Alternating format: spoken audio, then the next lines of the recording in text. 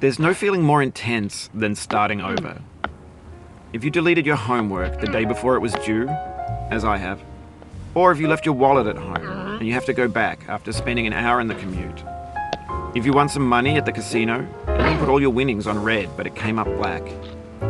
If you got your best shirt dry cleaned before a wedding and then immediately dropped food on it. If you won an argument with a friend and then later discovered that they just returned to their original view. Starting over is harder than starting up. If you're not ready for that, like if you've already had a bad day, then what you're about to go through might be too much. Feel free to go away and come back. I'll be here. Alright, thanks for coming with me on this trip. I'll understand if you have to take a break at any point. Just find a safe place to stop and quit the game. Don't worry, I'll save your progress, always, even your mistakes. This game is a homage to a free game that came out in 2002, titled Sexy Hiking. The author of that game was Jazuo, a mysterious Czech designer who was known at the time as the father of B games. And B games are rough assemblages of found objects. Designers slap them together very quickly and freely, and they're often too rough and unfriendly to gain much of a following. They're built more for the joy of building them than as polished products. In a certain way, Sexy Hiking is the perfect embodiment of a B game. It's built almost entirely out of found and recycled parts, and it's one of the most unusual and unfriendly games of its time. In it, your task is simply to drag yourself up a mountain with a hammer. And that act of climbing, in the digital world or in real life, has certain essential properties that give the game its flavor. No amount of forward progress is guaranteed. Some cliffs are too sheer or too slippery. And the player is constantly, unremittingly in danger of falling and losing everything.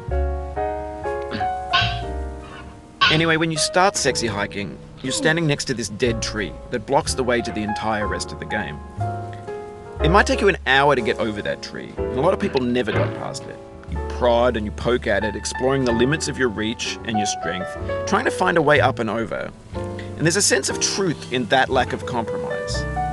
Most obstacles in video game worlds are fake. You can be completely confident in your ability to get through them once you have the correct method or the correct equipment or just by spending enough time.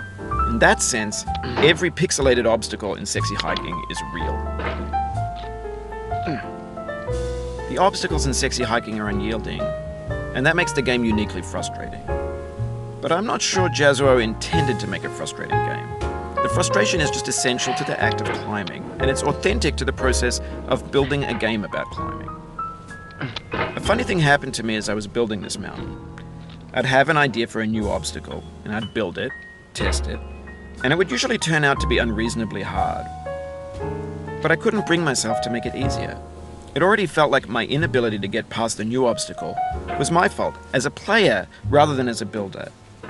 Imaginary mountains build themselves from our efforts to climb them, and it's our repeated attempts to reach the summit that turns those mountains into something real.